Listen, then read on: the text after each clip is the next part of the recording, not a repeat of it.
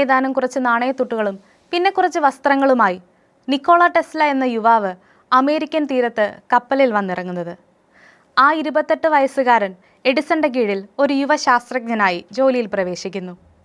Tesla എന്ന യുവാവിൽ അസാധാരണമായ എന്തോ പ്രത്യേകതയുണ്ട് എന്ന് മനസ്സിലാക്കിയിട്ടാവണം ഈ DC പ്രതിസന്ധി പരിഹരിക്കുവാനുള്ള അവസരം എഡിസൺ ടെസ്ലയെ ഏൽപ്പിക്കുന്നു. ഒപ്പം ഇതിൽ വിജയിച്ചാൽ കുറച്ചധികം ഡോളറുകൾ സമ്മാനമായി നൽകാമെന്ന് വാഗ്ദാനവും ചെയ്യുന്നു.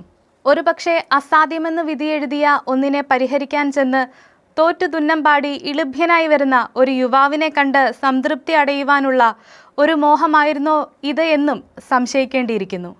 എന്നാൽ ടെസ്ല ഇതിനെ ഒരു വെല്ലുവിളിയായി ഏറ്റെടുത്തു. അയാൾ മാസങ്ങളോളം എഡിസന്റെ ജനറേറ്ററുകളുടെ പിന്നാലെ ഓടി, അതിനെക്കുറിച്ച് പഠിച്ചു, പോരായ്മകൾ പരിഹരിച്ചു.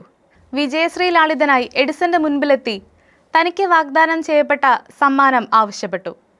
എന്നാൽ താനൊരു തമാശ പറഞ്ഞതല്ലേ എന്നും പറഞ്ഞ് തോളിൽ തട്ടി സ്ഥലം വിട്ട എഡിസനോട് വല്ലാത്തൊരു വിഷമം ടെസ്ലയ്ക്കുണ്ടായി. അതുവരെ വളരെ ബഹുമാനത്തോടെ നോക്കിക്കണ്ട എഡിസൺ എന്ന ബോസിന്റെ വിഗ്രഹം ഉടഞ്ഞ് പല കഷ്ണങ്ങളായി ചിന്നിച്ചിതറിപ്പോയി.